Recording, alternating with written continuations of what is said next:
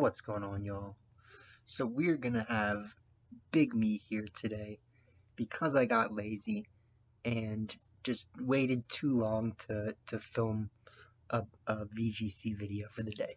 So what I'm gonna do is I'm gonna give you guys something special, and like I was talking about in my last card video, I'm going to, or I don't even know when I was talking about it. I think it was just the last video in general, but I'm gonna show you guys my new pools from the Pokemon cards that I've been opening. So I have my cards separated into like old pools and new pools, right? And that's kind of what I was showing. And so here we've got my new pool, and I want to show those to you guys.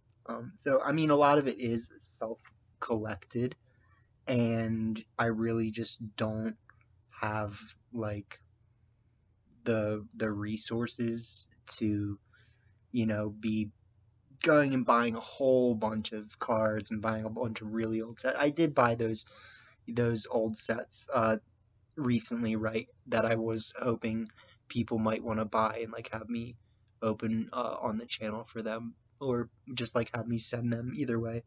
But it's a lot easier to be opening a crazy amount of packs when you either have a lot of money or you have a bigger channel, where when you have a big channel you kind of develop access to a lot more resources, and it's a lot easier to give back to the community, which is kind of nice as well. So support me. Give me a like and subscribe. If you're not subscribed, I definitely appreciate it, and help me you know grow the channel so that I can give back to the community better. But I do want to show you these cards. I guess I'll start from the back and then work my way to the front, right, my guys? And what I do want to do, however, is try to minimize glare by turning my screen off, and I think that should work. And then, yeah, my laptop died. So let's just start that again from the top.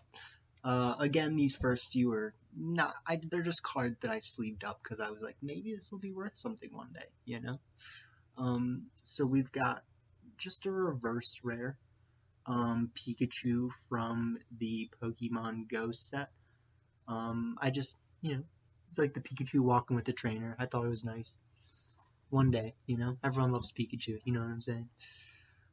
We've got a Pikachu with the hat from Pokemon Go, Japanese. I just thought it was nice, I think the Japanese cards are generally just in really nice condition and they look nice, you know what I mean? We've got a holographic electric energy from the Japanese Pokemon Go set. Also, some nice looking stuff, in my opinion. Next, we go on to some 25th anniversary cards. I only had so many cards from this set. I actually got a few from one of my friends, which I definitely appreciated. But we've got this Holo Mew from the 25th. I'd love to have the shiny one, but I do not have that. We've got the Cleffa with that really nice holo foil that I hope you guys can see kind of okay. I turned off the glare momentarily. Okay, I'll hold the card closer. I see. I'll hold the cards closer. So I gotta keep turning off the brightness for you guys so that you don't get glare, but I did have to hold the cards closer. It's okay, you haven't missed much. So we've got a holo Dark Gyarados. Nice looking feller right there. We've got the Imposter Trainer Oak. So again, just a lot of 25th anniversary cards right now. The ones that I thought were more worth putting in card savers, the Surfing Pikachu. I think that's the one I just picked up, right? Surfing Pikachu's a nice looking card. Nice looking card. We've got Flying Pikachu as boys. He flies. He says, boys. We've got, this is actually one of my favorites, just because this card itself is so iconic, right? I thought it was really cool how they chose to do like a full art variant of this Pikachu. So very, very awesome in my opinion. We've got one Kellogg's cereal box card because I do actually have a few packs from like random, I don't know, like Lucky Charms and random stuff that like that they used to put it in. And I decided to open one, and that was what we got. We got this Froakie with the shatter hollow foil. I don't know what type of hollow foil it is, but yeah, sleever. You got a sleever. Next, we've got a Ditto from Pokemon Go. You don't know how many packs I had to open to get this thing, my guy. Like, I was like, how rare is Ditto? You just you open like 20 Pokemon Go packs and you still don't get one. Like, you know what I'm saying? But we finally got this Ditto, and I decided not to peel this one until, well, this one's actually, it's not in perfect condition. It has a little bit of whitening on the back, but I'd like to have a good condition unpeeled and peeled one, if you get what I mean. Even though there's multiple different unpeeled Dittos you can get, if I'm correct. There's Bidoof. I don't know what the other ones are. Maybe Meltan. I'd like to think Meltan could be one. We've got this, I don't remember what set this is from. Brilliant Stars, Reverse Rare, Charizard. It might not be Brilliant Stars, but for some reason I think it is. It's a newer card. Like I said, all these cards that we're going to be looking at today pretty much come from the Sword and Shield era, and that's why I have them in my new pools.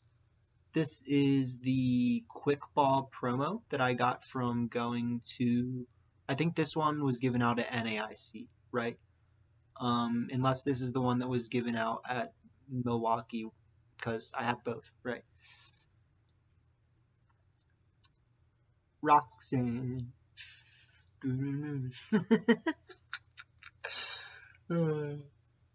Sorry, I'll pick it back up again. I started riffing for a sec. We've got a few cards that probably didn't need to be sleeved, but I was just like, Cramorant V, Full Art Boy. I've got quite a few like full arts that I didn't sleeve. I just, for whatever reason, I was like, Cramorant deserves to be sleeved. Hisuian Sneasler V. I guess in my mind it just pops out as a sleevable because it's like from the Hisui and it's new. So in my, I was just like, oh, it's the Hisuian Sneasler. You know what I mean? Greninja V. So again, cards that you wouldn't send this in to get graded. That's really what I'm saying. Like none of these three cards would you be very likely to actually like send in to get graded, unless it was like 5 years from now and you were looking through your cards and you're like, wow, that's actually like PSA 10. You know what I mean? Hisuian Decidueye V. Another V card. Another good looking feller. Mewtwo V. I like the Mewtwo V. It's good looking. This one's a little off center. I actually really like this one too, Enamorous V, just because, I mean, Enamorous is at this point, it's not really in any mainline games. So to me, that makes it a good pool, Not in any of the mainline games. It's a good looking card too. We've got Zaciman V from the 25th anniversary. This one I did pull myself, but I also have heard that Zacian is not really that desirable in the TCG community, so it's not a card that a lot of people like chase. Alolan Exeggutor V, moving finally out of these less interesting pools soon. We had a few interesting ones mixed in. Hisuian Typhlosion V promo. I don't know if it is actually different than the other one that you can pull, but it's just it's a tin box topper, you know. We've got the Dragonite V promo from Pokemon Go with the Dragonite V Star box. We've got the Pikachu V from the Pikachu Ultra V Big Boy box. You know what I mean? Like super tough stuff. No, in all reality, like Pikachu is just a great card, and anytime you get like a good looking Pikachu, it's probably worth sleeving, you know. So I saw this promo and I was like, I mean, am I really gonna pass up the chance to get at least one, my guy? Speaking of Pikachu, going on to our trainer gallery cards, we've got Pikachu sleeping in the grass with Dawn. They're just taking a little snoozle.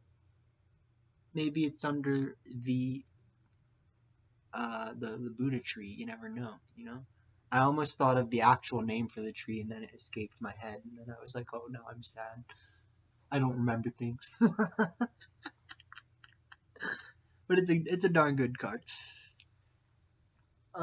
We've got, speaking of Buddha stuff, we've got the Meditating Boy with Hoot Hoot. I actually really like this card. I'm not a very religious or super spiritual person, but I mean, I am a philosophy major, and there is a lot of ideology to Buddhism that I think is really interesting, and there's a lot of ideology to other religions too that I think are really interesting, but I don't really hold very strongly to any religion or religious viewpoint just because I am also a physics minor. And I think from an objective viewpoint, you have to be so objective that your views that you wish would be the ultimate reality don't become like you want it so bad that it gives you a distorted sense of what reality could really be, right? Like, um, I could have said that better, but I hope you get what I'm saying. We've got this cast form 4. But yeah, what I'm really saying is if you believe in something too hard, it can actually distort your view of reality when reality may not necessarily be like that. So you have to take things that we can't prove with a grain of salt. You know what I mean? And it's like, yeah, you can wish that was the case, but like in the end of the day, you have to hold at the most core the things that we do know about reality, right? Um, and that's physics and an objective reality. But, you know, even with the objective reality of physics, my own physical viewpoint is such that, like, you know, fate and free will are a dialectic phenomenon where, like, you know, we both have fate and we have free will because I mean, yeah, there's all this. Now we're really getting into it. You guys just opened Pandora's box, but this is just my life. So I mean, there is the. Sorry, I shouldn't have said the Pandora's box thing. I sidetracked myself, but no, there is the possibility, right, where people say that in quantum physics there technically should be a universe that's like perpetually creating itself and in some way like violates uh, perfect like time causality so that it can disrupt itself and that allows for like a new moment to be emergent from the past moment in a way that can't really be like causally determined. At least that's what we like to think, right? But in my view of reality, I think if you were to be the whole universe, then a whole snapshot of one instance of the universe would be able to explain what is about to happen in the next instance of the universe. And so if you think of it as kind of like an ultimate equation type of thing, I think the, you know, more or less uh, ultimate grand unifying theory of this moment that we're living in, which we don't know, right? Because we're just us. That could technically maybe explain exactly how this moment is going to lead into the next, right? And in that sense, you could technically say that we don't have free will. But that's not really saying that we don't have free will. It's more so saying that there is actually a hyper viewpoint in which things can be viewed as causally determined. But in the end of the day, so now we're getting into some of the character trainer galleries. Even if things are causally determined that way, though, in the end of the day, it's still going to be such that our existence in this life as like situated within the universe, is that we're going to feel like we're choosing our actions. Like the experience of our existence is such that we're going to feel like we're in the process of choosing our actions as we think, no matter whether or not in a hyper viewpoint there could be like a grand unifying theory that could explain how this moment is going to exactly lead into the next, and in some way could also take into account all the like very subtle nuances that would have to be understood about neurochemistry. You know what I mean? Because neurochemistry is a very complex thing. And I do think in the end of the day, things are boiled down to physics enough, or like boiled down to causal understandability and not just like chaos, right? That like you could actually, if you understood like neurons well enough and et cetera, then you could actually say why something is happening the way it is in the exact amount of time, and like why one decision happens instead of another. You know what I mean? Like I do think that in the end of the day, the world is complex enough, but understandable enough. It's just, we don't understand it obviously because we're humans. we're the little fellas, but the universe gets it, and that's the point. Great. So yeah, like I said, I'm not really religious, but I do think that the universe is a cool place to understand, and I think it's cool to be able to ponder the possibility that, I mean, a lot of people don't understand really what like a dialectic phenomenon is, but it's really just saying like this and that rather than this or that. And the dialectic phenomenon in this case would really be like we both have and don't have free will, right? Because in a in like a hyper sense, we don't have free will, but in a instantiated experiential, like living through it sense, we do have free will. You know what I mean? And what that really gets into is an idea called emergent phenomenon, where you can have, it's kind of like the sum, the whole is greater than the sum of the parts. But I mean, again, I think that's more of like when you say the whole is greater than the sum of its parts, you're saying that as if you're viewing it from the parts perspective instead of the whole perspective, like because we only understand it through the parts or something. But like if you are the whole, or you are something that understands the whole through a grand unifying theory, then you understand the way that the parts integrate into the emergent phenomenon that is the higher level, right? Whether that's like quantum physics becoming Newtonian physics, whether that's free will becoming not free will, whatever it is. You know what I mean? I think in the end of the day, if there was a grand unifying theory that we understood, it would be able to explain how the whole is actually a sum of the parts. Tune in next time to hear me talk about free will. Wait, no, we just talked about free will.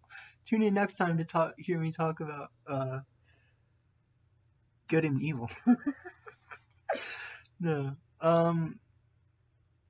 Well, so this is Jirachi, and then I have another one of these. Yeah. No, there's an interesting way that I put it though. Oh, no, that's the whole good and evil thing. Yeah, so something just came to my mind that I was trying to think of. We just had a real deep discussion there. You gotta give me a moment to decompress. You know what I mean? So we got this Mew to the promo decompression. No, but I also, think that when you start to throw out the idea that technically fate is not a real thing, and also that the universe is actually like a cold, unforgiving place, it draws into question a lot of like, well, what really is good and evil, right? And I just there was this quote that I technically came up with, uh, that came to my mind that I'm trying to think of exactly how the quote goes because I wrote it like 4 years ago at this point. Um, what's the quote? Because there's nothing truly good and evil that's not either um, societally constructed or theoretically or intellectually instructed. I think that's the way it goes. Um, yeah, something like that. So everything that's good and evil is either societally constructed, which goes into like John Rawls' moral contractualism and like how we decide what's good based on what's good for society.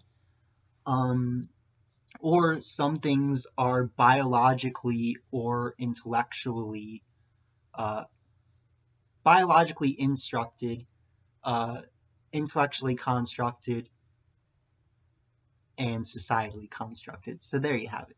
Biologically instructed, societally and intellectually constructed. That is good and evil. So you have biological good and evil, right? Which goes back to the idea of like yucks and yums, um, aversions, dislikes, tastes, you know what I mean? Like general things that you just don't like because they're unpleasant or undesirable. Uh, and then there's also the things that, from an intellectual perspective, you can develop such an awareness of reality to say, well, yes, the good for this is not the good for that. Like, technically, if certain extinctions hadn't happened in the past, we wouldn't exist, right? So there's not really always like a definitive good or bad. But being that we are in the place that we are to be able to make a difference in the world, you can step back and say, well, okay, what is the theoretical, intellectual best to you know, maximize the best outcome for everyone, like sustained life. You know what I mean? Like a lot of it comes back to just really prolonging life in general because life is a beautiful thing and we take it for granted a lot because we're selfish and we hate each other. Oh god. Um, but yeah, I mean, it's life is the whole thing. It's like that's we're just trying to keep life going, and we make it hard enough on ourselves, and the greedy people get away with kind of lowering the quality of life for everybody in order to make their lives great and take resources in ways that are not always the scientifically most optimal way, unfortunately.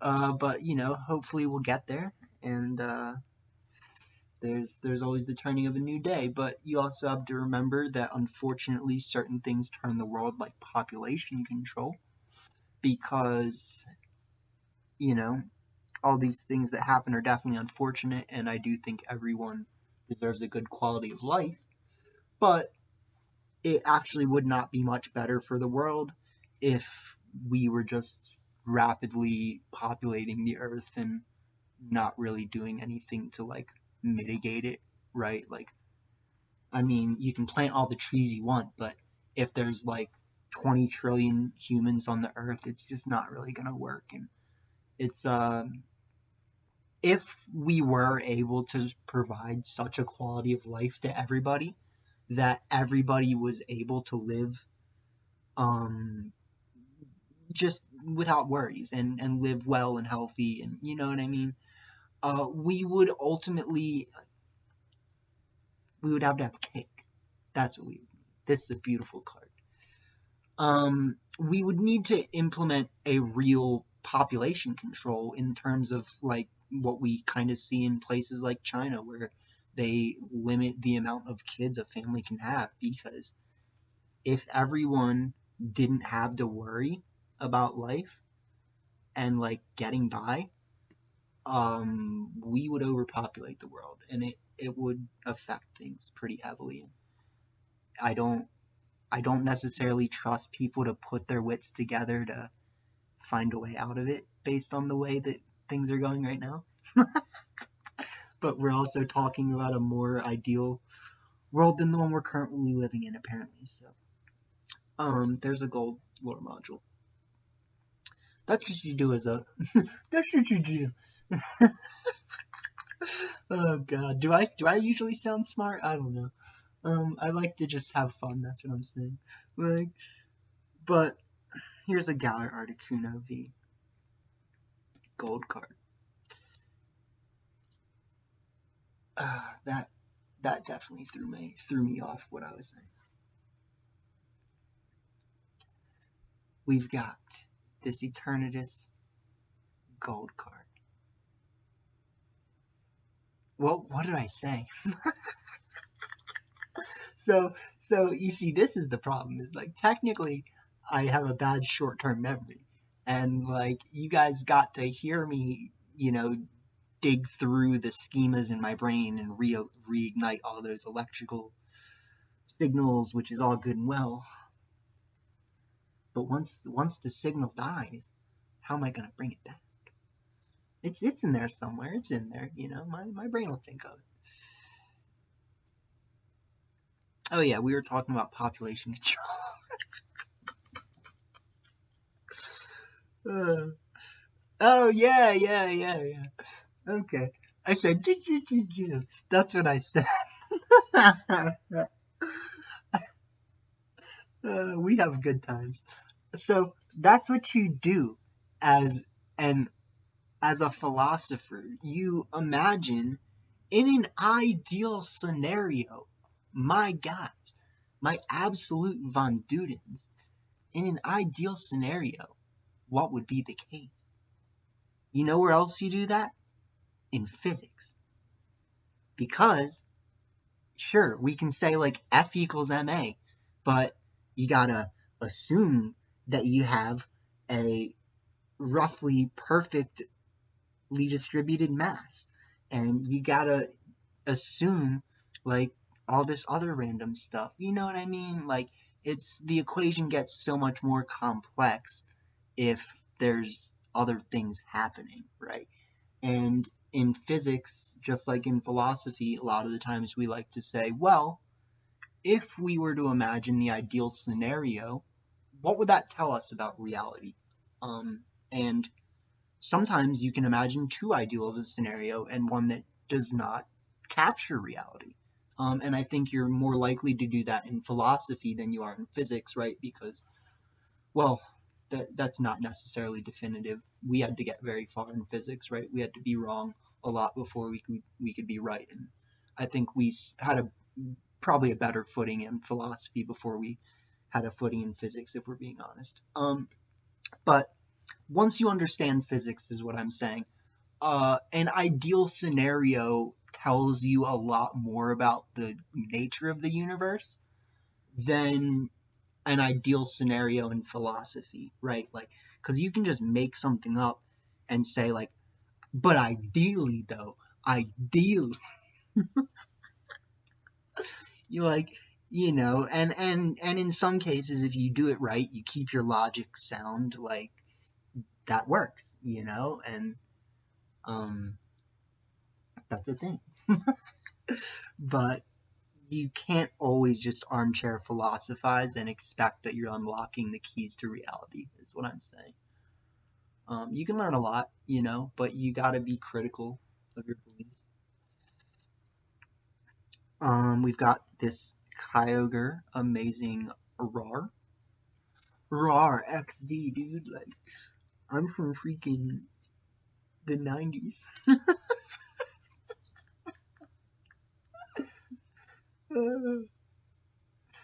Oh god, can you admit it? We had fun today. I hope you learned something. I hope people actually watch this video, for Christ's sake. Like, can you care about something that actually matters for once in your life? Like, can you, like, not you, you know what I mean? Not you. I'm just saying, like, the world. Can the world care about itself enough to make the right progress? That's just what I want. And, like, I'm stuck in this place where I feel like I can't do anything, but now you got this video, and maybe if the right person hears it, it'll make a difference. I don't know. You know what I'm saying? Like, I'm gonna publish what I have to say eventually, but like, I gotta take the time. I gotta say it correctly, and I said it pretty good here, so that helps. The last few cards are cards that I bought. So we've got this Cinderace, Donald. We've got Calyrex, Hans. Um, yeah, yeah. I really wish this card didn't have like one speck of whitening on it because it hurts my soul. It's like, no, no. Literally one speck of whitening. Like, come on, my god. Urshus Fubar, Fu Manchu, the Gold Boy. And then Electrode. Yeah. Yeah, yeah, yeah, yeah, yeah. So, I hope you learned something. Um, dialectics. Dialectic, yeah. Dialectics and emergent phenomenon. I forgot the word after dialectics, so I'm just going to say dialectics. Dialectics and emergent phenomenon, and fate and free will, and caring about the universe, and caring about life. And life is serious, and you gotta have fun, but you gotta do what's gonna create the best world. I don't know. We're gonna figure it out. I'm just saying, like, let's maybe have a couple people in as options for being in charge that are a little better options. So there's that. But we're not gonna end on that. What else can we say before we go? Be true unto yous, and be true unto all of yous as well. No, there's a lot that I could say. Honestly, like, I've done a lot of thinking in my time, and I don't think that comes off uh a lot in the videos. If anything, it comes off as me being frustrated because, like, I wish I could express myself more.